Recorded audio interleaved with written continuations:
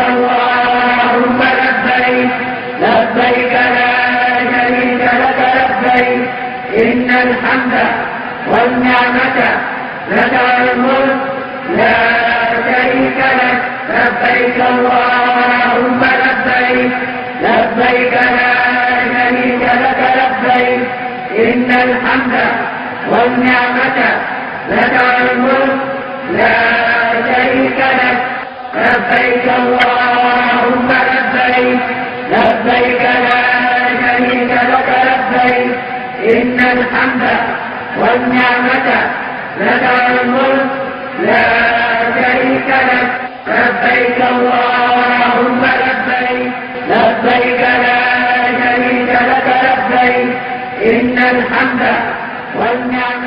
Assalamu alaikum wa rahmatullahi ta'ala wa barakatuhu. Welcome to another edition of the program As You Answer the Call. I'm Fatima Umaru Hadeja. The existing practice of making Hajj payment in Nigeria has been identified as one of the major challenges hindering effective planning on services to be rendered to pilgrims. Such services include the provision of accommodation, feeding, airlift and visa, among others. The introduction of a Hajj savings scheme is being conceived and seen by NAHCON as a sure way of ensuring an effective and efficient Hajj operation. The system will allow prospective pilgrims to make gradual deposits over a period of time until they meet the financial cost of Hajj. In our main segment, Making the Hajj and Umrah, NAHCON will provide insights on this policy and when it is expected to kick off.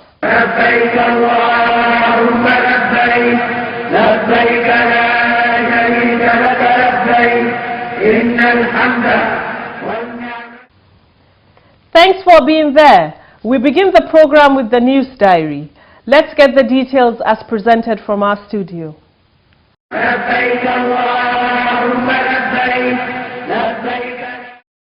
The Edo State Muslim Pilgrims Welfare Board has submitted its 2019 Hajj report to the state government.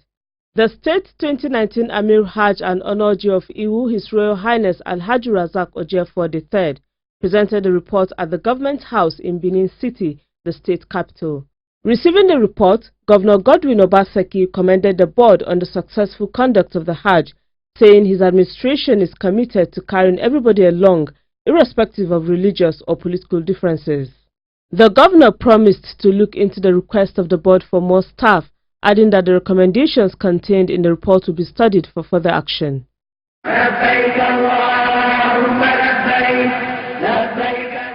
Governor Abdullah Sule of Nasarawa State has appointed Mustafa Yahuza as the new chairman of the State Muslim Pilgrims Welfare Board. The secretary to the state government, Jan Ahmed, disclosed this to newsmen in Lafia, the state capital. The SSG said the appointment was part of efforts to reposition the board for greater performance. Meanwhile, a pilgrim from Kebbi State who was hospitalized in Saudi Arabia is back home after recovering from his ill health. He was admitted in a Saudi hospital after suffering from health complications on the eve of his return trip after the Hajj.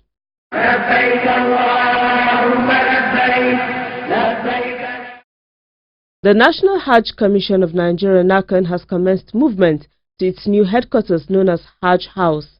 Meanwhile, the management of the commission has held its first meeting at the conference room of the new headquarters. The meeting, which discussed a range of issues on the workings of the commission, was chaired by NAHCON Acting Commissioner of Operations, Abdullahi Modibo Saleh. The commission is moving from Sokoto House, where it has operated for more than a decade. The new headquarters, formerly known as Metro Plaza, is located on Zakaria Maimalari Street, Central Business District, Abuja.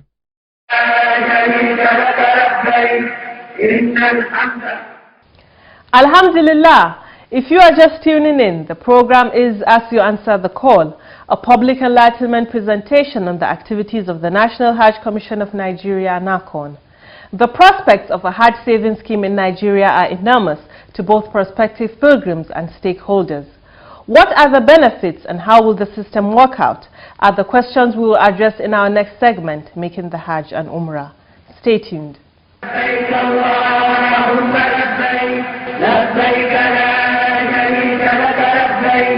إن الحمد والنعمة A major problem bedeviling the conduct of Hajj operations in Nigeria is the mode of payment by prospective pilgrims. Those wishing to go for Hajj make payment just few months to the commencement of the Hajj rites. Doing so distorts the plans laid out by Hajj officials, particularly when it relates to knowing the exact number of people participating and how to arrange for their accommodation, feeding, transportation, visa, and many other services. To address these challenges, the NAHCON 2006 Establishment Act empowers it to establish, supervise, and regulate a system of Hajj savings scheme to be operated by state pilgrims' welfare boards and the FCT for interested intending pilgrims.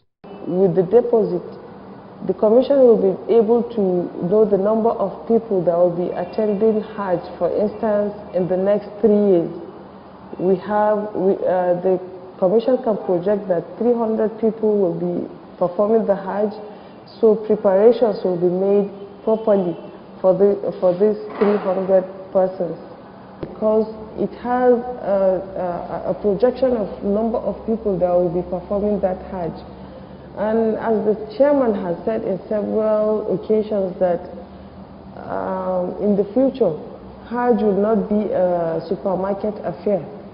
This is what it means. It means that you have to be prepared for Hajj before the time. You have to pay before it's time for Hajj. A Hajj savings scheme is a program designed to encourage intending pilgrims to build up funds through small deposits towards meeting the financial cost of performing the Hajj. How then would the establishment of a savings scheme in Nigeria make it convenient and easier for Muslims to perform Hajj? And what arrangements so far have been put in place towards actualizing the project? The present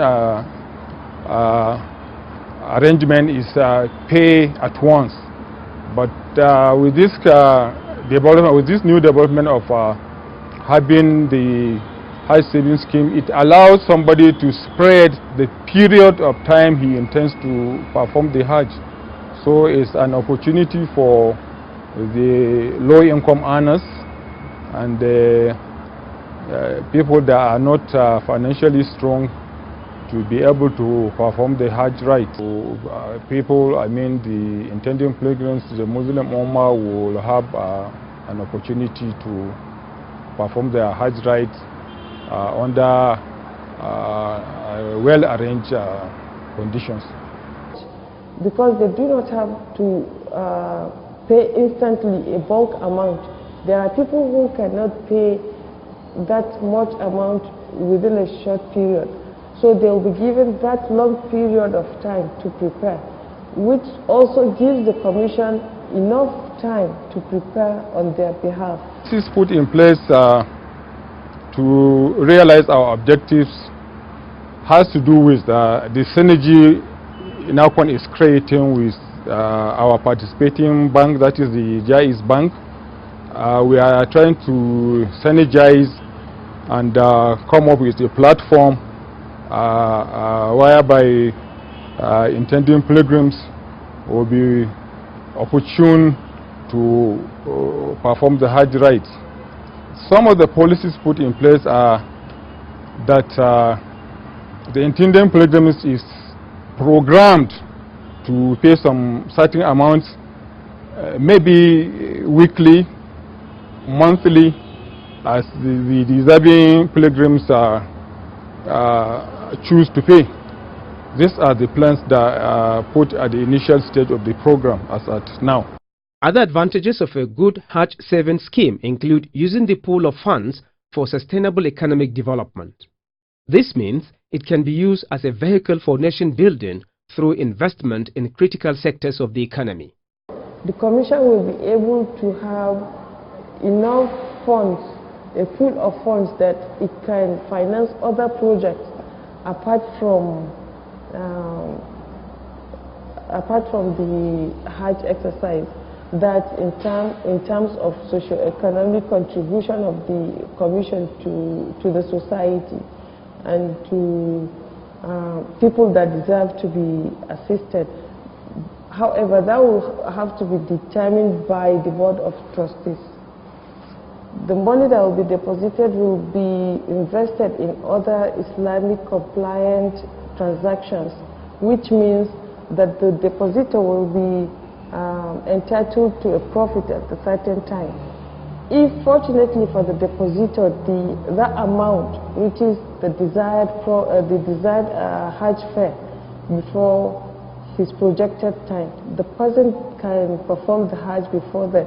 But if the person wishes to perform his Hajj at the time that he prefers, then the profit will be there waiting for him to collect them at the end of the transaction. In its drive to create more awareness and popularize the project, NAHCON early this year organized a workshop for staff and stakeholders. In a paper presented at the occasion, the Commission's former head of the Hajj Savings Scheme, Ahmed Sani, touched on key aspects of the scheme. The presentation took place at NAHCON headquarters in Abuja, with NAHCON acting chairman in attendance. The most important benefit is reducing the cost of Hajj. Every year we hear the noise of Hajj is too expensive. Now Hajj Savings Scheme can enable us to reduce that cost. How? By engaging in long-term arrangements. We are doing ad hoc arrangements. That's why every year we will go and meet with new directive or new order or new instruction or something like that. When we take a long-term interest in our air carriers, our accommodation or caterers or any service provider, for example, we can negotiate prices down. We can take a rent of an accommodation and pay 5 years at a discount. The acting chairman of NAHCON, Barrister Abdullahi Mukhtar Muhammad, said the Commission awaits government's position on NAHCON's recommendations on the management of the scheme. Barrister Abdullahi Mukhtar stressed the need for awareness creation on the benefits of the Hajj Savings Scheme. That it is important we open our minds, we have a proper understanding of what the Hajj Savings Scheme is all about. The acts that establish the Commission provide as a core function of the Commission the issue of Hajj Savings Scheme program. For long, the leadership of the organization has made a series of efforts to kickstart the project. Our brother and boss, the current FCT minister, during his tenure, he has already laid a solid documentary foundation for this program by setting up a committee that worked on the Hajj Savings Scheme and developed a technical document that will help the Commission in rolling out the program. He has done his best in that regard, so what we are doing now is continue from where he stopped in terms of implementing the Hajj Saving Scheme project. Steps towards mobilizing people to embrace the project have already been taken by NAHCON. One of the stages we are in, we are mobilizing the general public. Some of these preparations are already on ground. The Commission has gone far in its plan, and apart from certain technical issues that remains to be settled, inshallah, we hope that the scheme will take off in the nearest future. The program is going to run concurrently with the present system we have, paying at once for people that can afford it, and the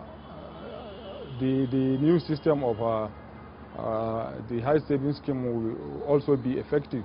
That is allowing people to be paying in bits based on their income, based on what they can offer at a certain time. Financial institutions that will partner the Commission in the taking off of the scheme. There will be signing of agreements between stakeholders, the financial institutions, and all those involved in the taking off of the scheme. Now, also the Commission needs endorsement of the CBN and National Deposit Insurance Commission, NDIC. Now, NAHCON will have to partner with these financial institutions before the scheme takes off. As it is evident in other countries where the scheme is fully operational, it does not only assist prospective pilgrims fulfill their religious obligations, the system also ensures that the entire Hajj processes are effectively managed, in addition to creating job outlets and investment opportunities in the larger society. You are still watching As You Answer the Call. Coming up next is Hajj and Umrah education. Let's hear the discussions. لبيك اللهم لبيك لبيك لا شريك لك لبيك إن الحمد والنعمة لك الملك. On Hajj Talk tonight, we focus on the three types of Hajj, namely Hajj Tamattu, Hajj Ifrad and Hajj Qiran. Decide which of the three ways Sheikh Ahmad Abubakar Lemu is our guide. He begins by talking about what intending pilgrims are expected to do as they embark on Hajj. Let him learn about each of the three ways of performing Hajj, and then make up his mind which way he prefers to choose, so that before the day of the journey, he has learned and mastered from A to Z how the Hajj of the way he has chosen, of the procedure, of the manner he has chosen, is performed. The pilgrims are expected to declare intention at the Miqat. What then is the Miqat? The place prescribed by Prophet Muhammad for the people of the various 4 parts of the world: East, West, North, South. Which particular place or town or spot was recommended by Prophet Muhammad to be the place to make the intention for Hajj. For those who chose to perform Hajj Tamattu, they are to combine Umrah with Hajj. But after performing the Umrah, they remove their Ihram and then wear it again on the 8th of Zulhijjah for the Hajj. So Umrah comprises making the intention Ihram, Tawaf, and the walk between Safa and Marwa, 7 trips. And of course, each one with its own rule, like the haircut after the walk. You can then remove this and enter your ordinary civilian clothes and enjoy yourself up to 8th day of the month of Zulhijjah. On that day, even in his lodging in Makkah city or wherever it is, he takes the Ihram bath, then make the formal intention, Labbaik Allahumma bil Hajj. Then you depart with your colleagues and so forth to Mina for encampment. The other option for pilgrims is Hajj Qiran. This is combining Hajj and Umrah without removing the Ihram after performing Umrah. The Hajj al-Qiran, that is simultaneously even from where you are going to make the intention, which is called ihram, you will make the intention of performing Umrah and Hajj in that order. Mention Umrah first, then Hajj. Allah, whether it's in Arabic, whether it's in your mother tongue, it's all the same. Then you continue with Talbiyah up to when you reach Makkah and do the Tawaf. That Tawaf is neither for Umrah nor for Hajj proper. It is called Tawaf al-Qudum, Tawaf on arrival. But this sa'i that you will do on that day of arrival to follow this Tawaf is the sa'i for both Umrah and the Hajj proper. Then there is the Ifrad. In this type of Hajj, pilgrims declare intention to perform Hajj only, without Umrah. If it is single Hajj, you understand? Right from where you will enter your clothes for Ihram, making the intention for Hajj, you will make the intention of Hajj, Labbaik Allahumma bil Hajj. You will not come out of Ihram up to the 10th of the Hijjah, when you will have finished throwing the pebbles. In all of these, pilgrims must observe the rite of staying at the plains of Mina, Arafat and Muzdalifah. They must also pelt the Jamra, as well as Qurban of animal sacrifice. But for those who perform Ifrad, animal sacrifice is not required. It is the same rule up to moving to Mina, up to they do the same thing, up to Arafat, it is the same thing. Return from Arafat, throwing the pebbles on the 10th, on the 11th, on the 12th, everything the same, up to when they come back to Makkah. لبيك اللهم لبيك لبيك لا شريك لك. That's it on this week's edition of the program As You Answer the Call. Join me same time next week for another package. Good night and thank you for watching. شريك لك لبيك إن الحمد والنعمة لك الملك لا شريك لك لبيك اللهم لبيك لبيك لا شريك لك لبيك إن الحمد والنعمة لك الملك